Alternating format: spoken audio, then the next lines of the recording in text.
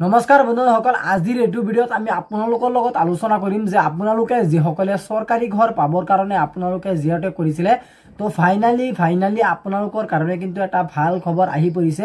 ইতিমধ্যে কিন্তু চৰকাৰী ঘৰ আপোনালোকৰ হেৰি লৈ আপোনালোকৰ বিতৰণ কৰা হ'ব। চৰকাৰী ঘৰৰ প্ৰথম কিস্তি টকা কেতিয়া বিতৰণ কৰা হ'ব আৰু ইয়াৰ লগতে আপোনালোকক ইম্পৰ্টেণ্ট কথাটো হৈছে যে আপোনালোকে চৰকাৰী জিঅ'টেক ঘৰ হেৰি কৰাৰ সময়তে জিঅ'টেক কৰাৰ সময়তে আপোনালোকৰ বেংকৰ একাউণ্ট দিছিলে নে? যদি দিছিলে তেন্তে আপোনালোকৰ বেংকৰ একাউণ্টটো ভেৰিফাইড আছে নে ৰিজেক্ট হৈছে, ভেৰিফাই হৈছে নে ৰিজেক্ট হৈছে আপুনি কেনেকৈ চেক কৰিব পাৰিব। যদি আপোনাৰ বেংকৰ একাউণ্টটো ৰিজেক্ট হৈ আছে তেন্তে আপোনালোকে সোনকালে পঞ্চায়তৰ কাষ চাপক, নহলে আপোনালোকৰ ডিস্ট্ৰিক্ট অফিচৰ কাষ চাপক। তাতে গৈ কিন্তু আপোনালোকৰ বেংকৰ একাউণ্টটো আপোনালোকে ডকুমেণ্টছৰ লগত জমা দিব পাৰিব। যদি আপোনাৰ বেংকৰ একাউণ্টটো ভেৰিফাই হৈছে আপুনি কেনেকৈ চেক কৰিব পাৰিব, আৰু যদি আপোনাৰ বেংকৰ একাউণ্টটো ভেৰিফাই হৈ থাকে তেন্তে কিন্তু আপোনাৰ কোনো অসুবিধা নাই, আপুনি সেই কিস্তিখন লাভ কৰিব পাৰিব জিঅ'টেক ঘৰৰ প্ৰথম কিস্তি টকা। আপোনালোকে কেনেকৈ চেক কৰিব পাৰিব মই আজিৰ এইটো ভিডিঅ'ত আপোনালোকক গোটেই ষ্টেপ বাই ষ্টেপ দেখুৱাই দিম। গতিকে আপোনালোকে আজিৰ এই ভিডিঅ'টো একেবাৰে প্ৰথমৰ পৰা শেষলৈ চাই থাকিব। এই ভিডিঅ'টো আপোনালোকে জিঅ'টেক কৰা হিতাধিকাৰীসকলৰ কাৰণে কিন্তু অত্যন্ত গুৰুত্বপূৰ্ণ এখন ভিডিঅ'। গতিকে আপোনালোকে ভিডিঅ'টো সম্পূৰ্ণ চাব। বলক ভিডিঅ'টো আৰম্ভ কৰোঁ আৰু আপোনালোকে মোবাইলৰ স্ক্ৰীনত লক্ষ্য কৰক।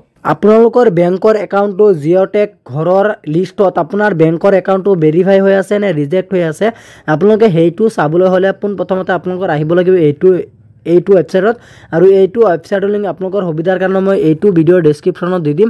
আপোনালোকে ডেছক্ৰিপশ্যনৰ পৰা লিংকত ক্লিক কৰি কিন্তু ডাইৰেক্টলি এইটো ইণ্টাৰফেচলৈ আহিব পাৰিব। আৰু এইটো ইণ্টাৰফেচত অহাৰ লগে লগে কিন্তু আপোনালোকৰ সন্মুখত এনেকুৱাকৈ ইণ্টাৰফেচটো অ'পেন হ'ব। এনেকুৱাকৈ ইণ্টাৰফেচটো অ'পেন হোৱাৰ পাছত আপোনালোকে ইয়াত চাব যে আৱাজ অফ নামৰ এখন অপশ্যন আছে 2 নম্বৰত, আৰু আপোনালোকে আৱাজ অফৰ দ্বাৰা ক্লিক কৰিব। আৰু যেতিয়া আপোনালোকে আৱাজ অফৰ দ্বাৰা ক্লিক কৰিব তাৰপিছত 5টা অপশ্যন শ্ব' কৰিব আৰু ৰিপৰ্ট অপশ্যনত আপোনালোকে ক্লিক কৰিব লাগিব।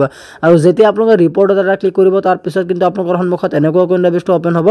এনেকুৱাকৈ ইণ্টাৰফেচটো অ'পেন হোৱাৰ পাছত আপোনালোকে তলফালে স্ক্ৰল ডাউন কৰি গৈ থাকিব। তলফালে আপোনালোকে চাব F নম্বৰ বুলি দিয়া হৈ আছে। Fত আপোনালোকে চাব EFMS ৰিপৰ্ট বুলি লিখা আছে, আৰু আপোনালোকে চাব 3 নম্বৰত আপোনালোকৰ লিখা হৈ আছে যে beneficiaries registered account version and verified. গতিকে আপোনালোকে চিম্পলি ইয়াত এখন 3 নম্বৰত ক্লিক কৰিব, F নম্বৰত 3 নম্বৰত ক্লিক কৰিব। তাৰপিছত কিন্তু আপোনালোকৰ ৱেবছাইটটো অলপ লোডিং হ'ব। এইখিনি দুটা কিন্তু আপোনালোকৰ ওপৰৰ দুটা কিন্তু আপোনালোকৰ চিলেক্ট কৰা থাকিব। গতিকে আপোনালোকে ষ্টেটটো আপোনালোকৰ চিলেক্ট কৰিব লাগিব। পোনপ্ৰথমতে ষ্টেটটো চিলেক্ট কৰিব, আৰু আপুনি কোনটো ষ্টেটৰ পৰা চাই আছে আপুনি সেইটো চিলেক্ট কৰিব। আমাৰ আসামটো হয়, আসামটো আপোনালোকে চিলেক্ট কৰিব। চিলেক্ট কৰাৰ পাছত কিন্তু আপোনালোকৰ মানে যিটো ডিষ্ট্ৰিক্ট হয় ডিষ্ট্ৰিক্টখন আপোনালোকে চিলেক্ট কৰিব। মই নগাঁওটো চিলেক্ট কৰি লৈছোঁ আপোনালোকৰ সুবিধাৰ কাৰণে দেখুৱাবৰ কাৰণে। চিলেক্ট কৰাৰ পাছতে কিন্তু আপোনালোকে চাব যে আপোনালোকৰ মানে যিটো হেৰি আছে আপোনালোকৰ মানে যিটো ব্লক আছে ব্লকখন আপোনালোকে চিলেক্ট কৰিব। মই ডিং ব্লকখন চিলেক্ট কৰিছোঁ। ডিং ব্লকখন চিলেক্ট কৰাৰ পাছতে কিন্তু আপোনালোকে চাব আপোনালোকৰ মানে যিটো গাঁও আছে গাঁওখন আপোনালোকে চিলেক্ট কৰিব। মই আপোনালোকৰ সুবিধাৰ কাৰণে মই এখন বটদ্ৰাবা গাঁওখন মই চিলেক্ট কৰি লৈছোঁ। এইটো চিলেক্ট কৰাৰ পাছতে কিন্তু আপোনালোকৰ মানে ইয়াত এখন অংক পাতি দিয়া হৈছে। এই অংকটো আপোনালোকে কেপচা হিচাপে এইখিনি জেগাত বহুৱাব লাগে। মোৰ ইয়াত কিমান হৈছে 78 - 60 কিমান হ'ব 78 - 68 আৰু 1 18 হ'ব। গতিকে মই 18টো বহুৱাই দিছোঁ। 18টো বহুৱাৰ পাছতে কিন্তু আপোনালোকে চাব তলফালে ছাবমিট বুলি লিখা থাকিব। ছাবমিটত আপোনালোকে চিম্পলি এখন ক্লিক কৰিব লাগিব। আৰু যেতিয়া আপোনালোকে ছাবমিটত এটা ক্লিক কৰিব তাৰপিছত কিন্তু আপোনালোকৰ সন্মুখত চাব আপোনালোকৰ মানে যিটো লিষ্ট আছে লিষ্টখন কিন্তু ওলাই পৰিব। আৰু আপোনালোকে ইয়াত চাব যে আপোনালোকৰ মানে কোনসকলৰ মানে লিষ্টখন আপোনালোকৰ হেৰিটো ভেৰিফাই হোৱা নাই, আৰু আপোনালোকে গোটেইখিনি চাবৰ কাৰণে আপোনালোকৰ পঞ্চায়তৰ কিমান মানে লিষ্টৰ মানে হেৰি হৈছে, কিমানজন মানুহৰ মানে আপোনালোকৰ নামটো হেৰি হৈছে ইয়াত কিন্তু গোটেইখিনি অপশ্যনটো আহি যাব। গতিকে মই ডাউনলোড কৰি আপোনালোকক দেখুৱাই দিছোঁ যে কিমানজনৰ ৰিজেক্ট হৈছে কিমানজনৰ মানে হেৰি হৈছে আপোনালোকৰ মই আপোনালোকক দেখুৱাই দিছোঁ। ইয়াত আপোনালোকে যেতিয়া ডাউনলোড কৰিব ডাউনলোড কৰাৰ পাছতে কিন্তু আপোনালোকৰ এইখিনি জেগাত ওলাই পৰিব যে কিমানজনৰ ৰিজেক্ট হৈছে আপোনালোকে এইটো চাব পাৰিব। ৰিজেক্ট হোৱাৰ লগে লগে কিন্তু আপোনালোকৰ ইয়াত কিন্তু এটাও মানে আপোনালোকৰ ৰিজেক্ট হোৱা নাই, গোটেইখিনি ভেৰিফাই দেখুৱাই আছে। গতিকে আপোনালোকৰ মানে যিকেইটা ৰিজেক্ট হ'ব ইফালে কিন্তু আপোনালোকৰ শ্ব' কৰিব। আৰু আপোনালোকৰ যদি ৰিজেক্ট হয় ইয়াত আপোনালোকে চাব এখন ৰিজেক্ট হৈ আছে।